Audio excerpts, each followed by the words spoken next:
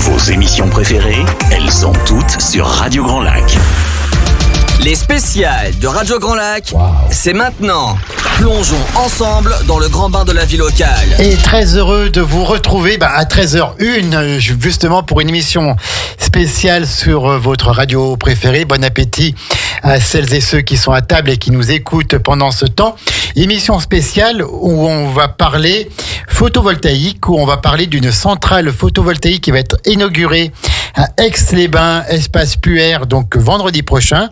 Et on va parler d'une belle association qui a été créée sur notre territoire qui s'appelle Eau et Soleil du Lac. On va parler de ses raisons d'être, comment ça fonctionne, quel est le but de cette association. Et puis on va voir déjà les travaux qui ont été réalisés par rapport au photovoltaïque par cette association. Et pour en parler, j'ai une personnalité de notre territoire qui est là aujourd'hui, un ami, et qui est élu dans la belle commune de Labiole, qui est conseiller municipal délégué à la défense, à plein d'autres choses. Jean-Paul De Santis qui est avec nous. Bonjour Jean-Paul. Bonjour Jean-Pierre, merci de ton accueil. Bonjour à tous et bon appétit. Bon appétit, oui, pour toi c'est 13h. Nous on a déjà mangé, voilà. L'apéro c'est fait, le repas c'est fait. Avec modération. Avec modération, toujours. Bien sûr. Alors, Jean-Paul, tu nous as demandé un créneau pour faire une petite émission. Nous avons été très contents de pouvoir t'accueillir. Donc, on a dit que tu étais élu à la commune de Labiole. Peut-être un petit mot sur tes attributions à la commune de Labiole. Oui, alors je suis conseiller municipal délégué, correspondant défense de la commune. Correspondant, et je crois que tu t'occupes des cérémonies patriotique en dos et de la sécurité aussi. C'est ça, tout à fait, oui. Les cérémonies du souvenir. Je suis aussi donc en charge un peu de la sécurité. Et puis, je me suis mis dans quelques commissions, le comité d'appel d'offres, la commission travaux. Et puis, je suis issu donc de l'équipe à Julie Novelli, que je salue. Que je salue si elle nous écoute. Si elle nous écoute, bien Madame sûr. Et puis, je salue aussi toute l'équipe et toutes les personnes qui me reconnaîtront. Merci à vous tous. Alors, quel est ton parcours avant d'en arriver là ? Alors, mon parcours, je suis arrivé en Savoie il y a maintenant 14 ans. C'est suite à une mutation professionnelle. Tu étais où avant ? J'habitais sur la région lyonnaise, Villeurbanne exactement. D'accord, dans la banlieue de Lyon, oui. Dans la banlieue de Lyon. Et donc, suite à une mutation professionnelle, nous sommes venus nous installer en Savoie. Donc, comme je le dis assez souvent, je suis un Savoyard d'importation. D'accord. Écoute, sois le bienvenu. Donc, tu t'es investi dans ta commune, dans ton territoire, et donc tu défends un peu le développement durable. Bien sûr. Tu agis au quotidien pour le développement durable, et donc tu fais partie de cette association que l'on connaît, puisqu'on a déjà eu des personnes à deux ou trois reprises, mais qu'on connaît mal aussi. Eau et Soleil du Lac. Alors, Eau et Soleil du Lac. Présente-nous ça. La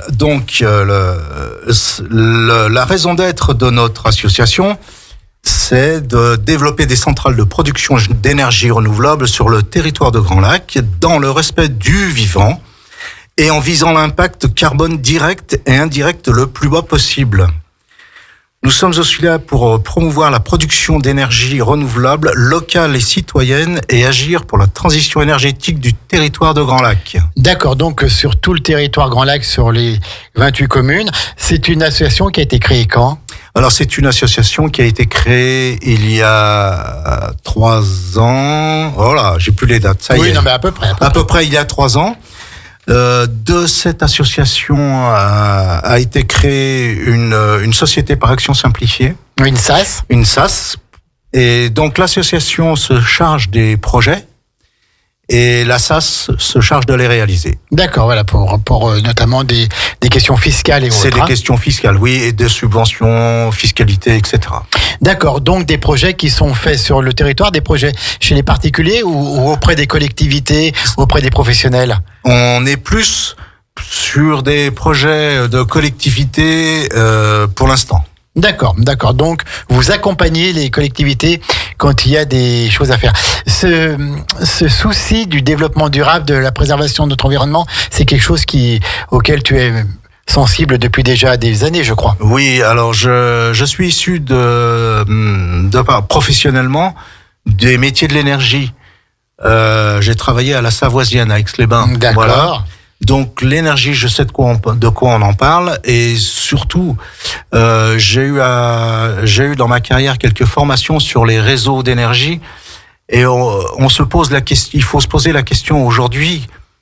L'énergie, c'est comme un produit consommable, mais pourquoi aller chercher de l'énergie à l'autre bout de la Méditerranée, alors qu'on peut en faire localement, chez nous, pour le même prix.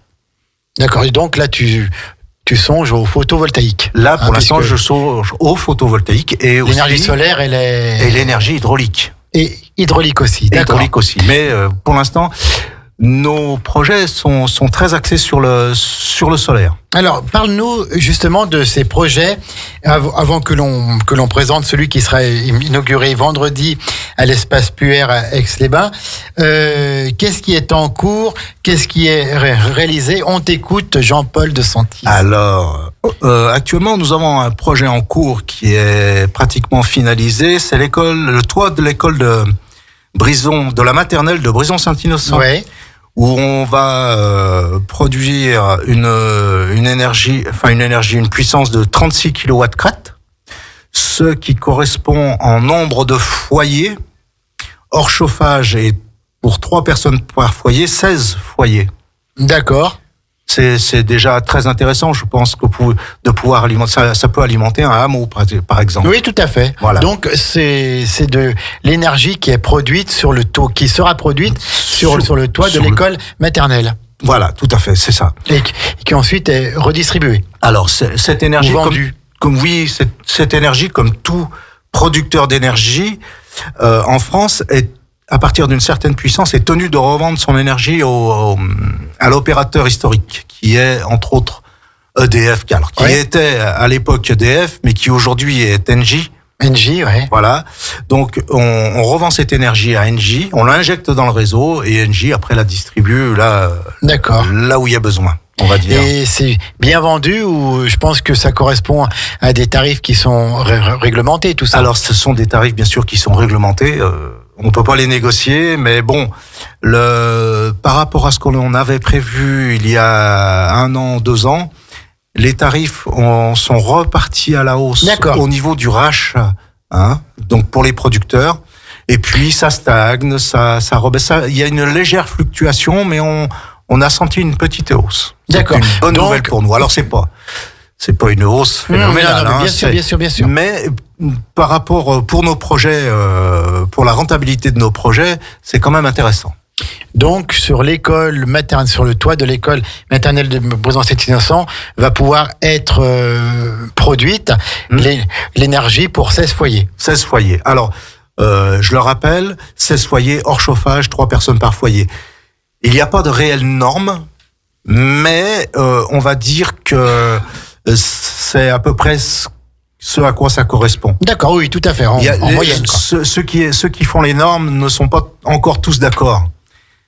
Parce qu'il y en a qui comptent le chauffage, il y en a qui comptent plus de personnes. Tu vois, c'est... Voilà. Oui, tout à fait. Et puis, il y a aussi l'école maternelle de Grésy-sur-Aix. Alors, l'école maternelle de Grésy-sur-Aix, c'est un projet qui est en route depuis 1 an maintenant, qui a été inauguré en juin 2023, mais qui a été mis en service en mars 2023. Sa production est de 26 kW crête. Le nombre de foyers pouvant être alimentés est de 10, toujours hors chauffage et pour 3 personnes par foyer. Pour 3 personnes, oui. Et qu'est-ce qu'on peut en dire? Le coût de ce projet a été de 36 €. 36 000 euros. 36 000 €, oui. Et la production annuelle est de 30 MWh par an. Donc, c'est 36 000 euros, c'est pris en charge par l'association, ou la collectivité a aussi participé? Pour ce projet-là, c'est la SAS. C'est pas l'association, oui. C'est la SAS. C'est la SAS. Ouais. C'est la SAS qui a financé pour ce premier projet. La totalité, ou la totalité, la mairie de la totalité a été financée. J'ai pas complètement, mais il me semble de mémoire que c'est la totalité qui a été financée par la SOS. D'accord. Et donc ce sont les collectivités, les maires qui viennent vers vous, qui disent voilà, je veux rénover le toit de mon école, de ma mairie. Est-ce qu'on pourrait mettre des panneaux photovoltaïques ou c'est vous qui allez voir la mairie disant c'est nous qui démarchons, c'est-à-dire qu'on fait un peu je veux pas dire on se promène, mais on repère des endroits où on pourrait faire ce genre d'installation et bien sûr après on va voir les élus, les maires, les élus, on discute et puis voilà comment ça se fait quoi. Et vous profitez de travaux qui sont faits. Voilà, une mairie va refaire le toit de son école ou de sa mairie, vous en profitez. On peut éventuellement en profiter. Qu'est-ce que je voulais dire? Oui, donc on en profite et puis on a, tu sais Jean-Pierre, sur les nouvelles normes d'habitation, il y a obligation de poser des panneaux photovoltaïques. Donc là, d'accord. On va. D'accord. Pour les particuliers, pour tout le monde? Alors, c'est plus pour la collectivité, c'est-à-dire que les promoteurs sont tenus d'avoir une surface panneau photovoltaïque dans leurs habitations, dans la construction de leurs habitations. Et de ce fait, nous, on peut intervenir. D'accord, donc vous pouvez intervenir pour financer, pour conseiller aussi, puisque je pense, voilà, pour conseiller et pour éventuellement financer et construire un projet de panneau photovoltaïque. Alors, on connaît de nombreux particuliers qui ont installé chez eux du photovoltaïque. Qu'est-ce que tu dis à attention, les panneaux, ils ont une durée de vie. Ensuite, on ne sait pas quoi en faire, on ne sait pas les traiter, etc. Alors oui, pour l'instant. On sait qu'on a une durée de vie de 20 ans, mais elle semble un petit peu se prolonger. Et puis la technologie évoluant, les panneaux, la durée de vie des panneaux évolue aussi. C'est très bien que les gens se mettent à produire de l'énergie comme ça avec du soleil, surtout que ça ne dénature pas l'architecture du bâtiment. Donc voilà. Et puis là, il faut bien que les installations soient bien maintenues, quoi. Voilà. Oui, tout à fait. Ouais, tout à fait. Parce que il y a des gens qui disent oui, mais on a vu qu'il y avait eu du feu. Oui, mais c'est comme un véhicule, comme toute installation électrique, il faut qu'elle soit maintenue, révisée régulièrement. Tout à fait. Voilà. Tout à fait. Alors, on parlera dans un deuxième temps de ce projet, qui n'est plus un projet, à l'espace Puer, puisqu'il sera inauguré vendredi 26 avril. Mais je voudrais qu'on parle aussi un petit peu, donc, votre association et votre société, vous chargez aussi de projets hydrauliques. Oui. Qu'est-ce qu'on peut dire là-dessus, Jean-Paul de Santis? Alors, on a eau et soleil du lac, bien sûr. L'eau, c'est l'hydraulique. Actuellement, ça fait plus d'un an que nous travaillons sur un projet au Nant-Varon, qui est situé sur le contrefort du massif de l'Épine, en aval du Mont du Chat, et sur la commune du Bourget-du-Lac, au lieu-dit de la Roche-Saint-Alban. D'accord. Donc là, il y a un an qui descend de la montagne, et donc... Il y a un an qui descend de la montagne, et il y a quelques années, il y avait déjà une petite centrale hydraulique qu'EDF avait installée. Je pense que pour des raisons de rentabilité, elle a été démantelée dans les années 80, il me semble, ou 90. On était en plein essor du nucléaire, où le nucléaire était déjà lancé. Donc, si tu veux, ces petites centrales hydrauliques, ça intéressait pas grand monde. D'accord. Voilà. D'accord. Donc là maintenant, maintenant, on a repris, on va dire qu'on a repris le flambeau. On a fait une étude de faisabilité, on a vérifié les moyennes de débit d'eau, etc., etc. Il y a un gros travail qui a été fait là-dessus. Et les études sont en cours de finalisation. Et la prochaine étape étant la validation des autorités. D'accord. Parce qu'il faut savoir que par rapport à un photovoltaïque où on met ça sur un toit, une hydraulique, c'est sur un cours d'eau, donc il y a la nature. Il y a Oui, il faut pas que ça entrave non plus pour la faune, pour la flore. Voilà, exactement. Tout ça, quoi. Et donc voilà, donc il faut pas déranger la nature. On peut en profiter, mais il faut pas la déranger. Tout à fait, oui. Et puis en même temps, il faut, comme je l'ai dit, il faut pas qu'on ait une production sur 2 mois de l'année. On a vérifié avec toutes les années antérieures le débit du Nant pour s'assurer à peu près au moins 6 mois de production. D'accord.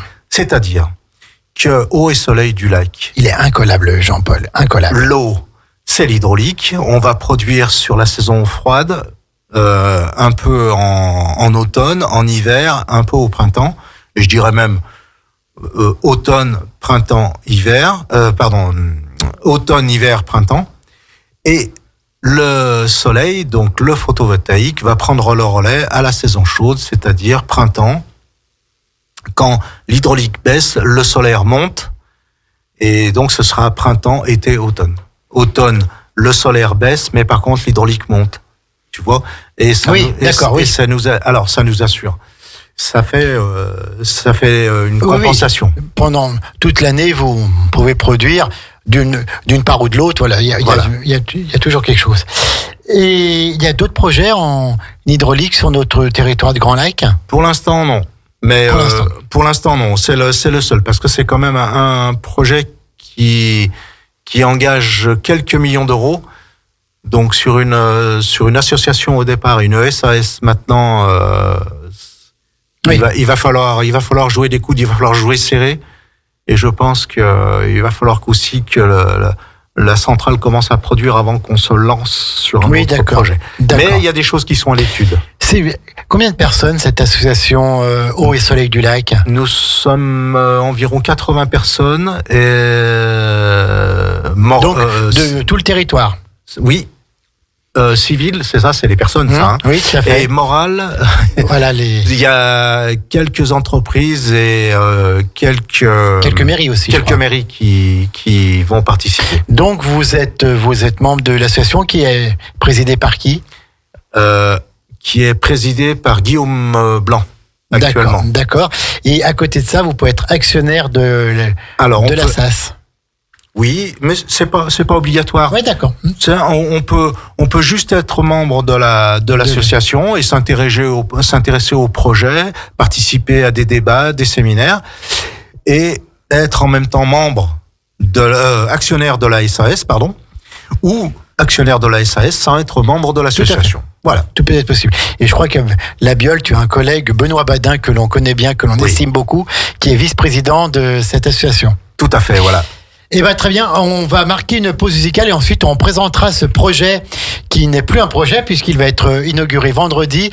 La centrale photovoltaïque sur l'espace Puer à côté du collège Garibaldi à Aix-les-Bains. On en parle dans quelques petites minutes après la pause musicale. Restez bien avec nous si vous êtes intéressé par le photovoltaïque, par les énergies renouvelables. Vous allez encore en apprendre. À tout de suite. La radio de l'identité locale à Aix-les-Bains et autour du lac du Bourget, Radio Grand Lac sur 92.1. Les spéciales de Radio Grand Lac, c'est maintenant. Plongeons ensemble dans le grand bain de la vie locale. Le grand bain de la vie locale avec cette association Eau et Soleil du Lac en direct à 13h22 sur les ondes de Radio Grand Lac. On a présenté pour une nouvelle fois cette association Eau et Soleil du Lac. Et puis maintenant avec l'ami Jean-Paul De Santis, élu à la Biole, mais qui est là en titre de membre de cette association de défenseurs de l'environnement, défenseurs efficaces de l'environnement. Donc on va nous présenter cette centrale photovoltaïque qui a été installée sur l'espace Puer, domaine public donc sur le domaine de la commune d'Aix-les-Bains, qui est à côté de Garibaldi, qui va être inaugurée vendredi à 16h30 par monsieur le maire et donc tous les responsables de cette association. Qu'est-ce qu'on peut dire, cher Jean-Paul, pour présenter cette centrale photovoltaïque Espace Puer à Aix-les-Bains? Jean-Pierre, on peut déjà parler un peu d'historique. On peut, si tu veux. Donc, on a eu un partenariat avec la mairie d'Aix-les-Bains qui a été très proactif avec différents sites proposés à l'origine. C'est-à-dire qu'on n'avait pas l'espace Puer en ligne de mire. On nous a proposé différents sites. Et après avoir retenu le site de l'espace Puer, les études ont commencé il y a 1 an. À ce sujet, nous remercions vivement la mairie d'Aix-les-Bains pour sa collaboration et son support juridique, technique et utilisateur du site. Oui, je crois que ce sont les services des sports qui sont là-bas. Le service des sports, voilà. Le financement, il a été réalisé grâce à un emprunt bancaire. On peut dire aussi... l'emprunt, il a été fait par la SAS. Par la SAS. D'accord. On est environ à 1/3 la SAS, le financement par la SAS, et 2/3 par un emprunt bancaire. D'accord. Je tiens, et nous tenons, nous, SAS d'eau et soleil du lac, à remercier le Crédit Agricole, très engagé dans les énergies renouvelables, pour sa confiance dans notre projet. Oui. Voilà. Et donc, vous êtes actionnaire de cette SAS qui porte le même nom que l'association ? Tout à fait, oui, c'est ça. Si des personnes nous écoutent et sont sensibles à ces problèmes, elles peuvent rentrer dans le capital de la SAS. Oui, bien sûr. Nous faisons un appel de fonds permanent. C'est ouvert en permanence. Et si des gens sont intéressés à nous rejoindre pour cette belle aventure, ils peuvent devenir actionnaires. Ils peuvent commencer par venir s'inscrire à l'association. C'est 10 € par an. Oui, ça va. Ça, voilà, c'est juste pour les frais de fonctionnement. Oui. On est très rigoureux sur la gestion. Et puis, donc, après l'association, ils peuvent nous rejoindre à la SAS en tant qu'actionnaires. Et donc, qui dit actionnaire dit qu'on peut toucher des dividendes.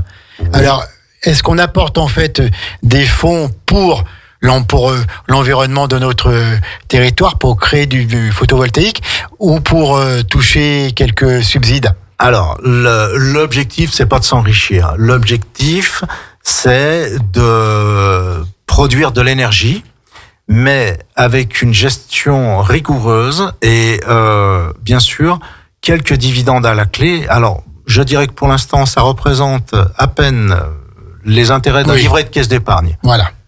C'est le début. On va laisser passer, je dirais, quelques années, 1 an, 2 ans, et une fois que tout sera mis en place et que surtout la recette de notre production nous rentre, on y verra beaucoup plus clair sur les dividendes qu'on peut toucher par actionnaire. Et combien d'actionnaires dans cette société ? Alors, nous sommes environ 80 actionnaires qui sont composés d'une majorité de personnes civiles, et nous avons quelques personnes morales, dont les communes. C'est ce que tu as dit. Voilà. Alors, quelles sont les caractéristiques de ce projet, de cette installation sur l'espace Puer à Aix-les-Bains ? Alors, Jean-Paul de Santis. Les caractéristiques de cet espace, c'est une production de 100 kW crête.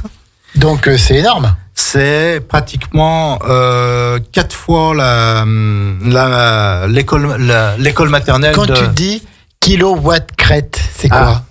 Explique-nous un peu. C'est la puissance instantanée sur le crête, sur le pic de la sinus. Enfin, il faut être électricien là. Là, on rentre dans des données techniques. Là. On rentre dans des données qui sont très techniques, parce que c'est 1 kilowatt crête photovoltaïque ne correspond pas à 1 kilowatt crête sinusoïdal du courant. Bien sûr. Mais voilà. Mais tout le monde le sait, ça. Bien sûr. Puisqu'il est converti et qu'il y a automatiquement quelques pertes lors de la conversion, on va dire comme ça. Donc, 100 kW crêpe, nombre de foyers pouvant être alimentés, 38 foyers. 38 foyers de 3 personnes hors chauffage. Hors chauffage. Ça peut représenter un petit village. Oui, tout à fait, oui. La production annuelle est de 110 mégawattheures par an. En moyenne ou ? En moyenne. Calculé en moyenne. Alors, on reprend l'ensoleillement sur les années antérieures et on en déduit une production moyenne annuelle. D'accord. Ça peut être plus, ça peut être moins, mais en règle générale, on est bien. On est assez proche de la réalité. Vous avez des techniciens qui vous conseillent, qui vous assistent ou... Alors, les techniciens nous avons notre partenaire EDMI qui est notre installateur. l'installateur de ces centrales photovoltaïques et qui nous aide à l'étude de faisabilité, qui nous conseille. Et puis, dans les membres de la SAS, nous avons aussi des personnes comme Yann Marcillou, Benoît Badin, le célèbre Benoît Badin, Benoît, Guillaume Blanc, Christophe, et désolé pour ceux que j'oublie, mais qui sont aussi dans le domaine. Donc voilà, on n'arrive pas comme ça oui, bien sûr, oui. sans connaissance. Oui. Il y a des gens déjà qui connaissent bien, et je dirais que en règle générale, les gens qui nous rejoignent dans la SAS sont issus sont des connaisseurs, sont issus de l'énergie. D'accord, voilà. Oui, tout à fait. Et donc sont sensibilisés à ces problèmes depuis longtemps. Bien sûr, notamment à leur niveau professionnel. Donc c'est inauguré vendredi à 16h30. À 16h30, en présence donc de Monsieur le maire, Monsieur Beretti, et de Madame Barbier. Oui, Marie-Claire Barbier, qui est vice-présidente de Grand Lac, et en charge de la transition énergétique. Merci Jean-Pierre, j'avais pas tous mes mots. Voilà, et puis donc la mairie d'Aix-les-Bains nous aide aussi pour l'inauguration. Elle a fait le travail d'invitation pour tout ce qui est vice-président et maire de l'agglomération Grand Lac. Voilà. D'accord. Et toutes les personnes qui sont intéressées pour venir voir comment ça marche peuvent venir. Bien sûr, c'est ouvert. Ce n'est pas ouvert qu'aux vice-présidents, aux maires et aux élus et aux membres de l'association et de la SAS. C'est ouvert au public, bien sûr. Pour venir voir comment fonctionne cette centrale photovoltaïque, et puis peut-être pour avoir des renseignements.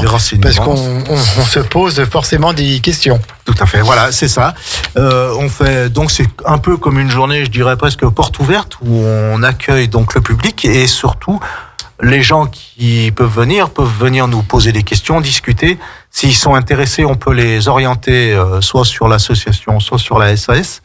Ça dépend ce qu'ils veulent devenir et faire avec nous. Et puis voilà quoi. Quel est l'avenir du photovoltaïque pour toi ? Pour moi, le photovoltaïque a de l'avenir, mais il aura de l'avenir en complément des autres productions d'énergie, c'est-à-dire donc comme je le dis, l'hydraulique. Alors, en ce qui nous concerne, nous, SAS, parce qu'on n'est pas une grosse société avec des millions, on est une petite société, donc pour nous, le fait de produire du photovoltaïque l'été veut qu'on produise de l'hydraulique l'hiver.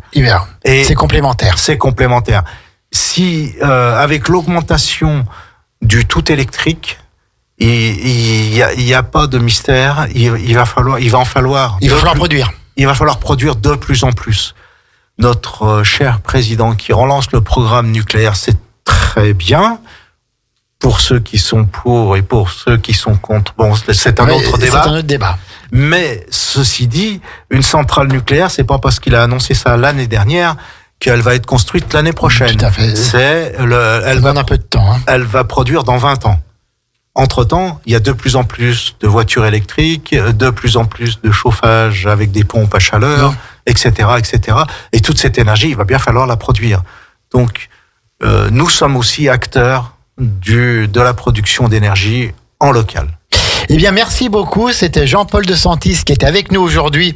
C'est toujours un bonheur de l'avoir dans nos studios en direct. Merci Jean-Pierre. Pour nous parler de photovoltaïque, pour nous parler de cette belle association Eau et Soleil du Lac. Il y a un site internet pour Eau et Soleil du Lac. Oui,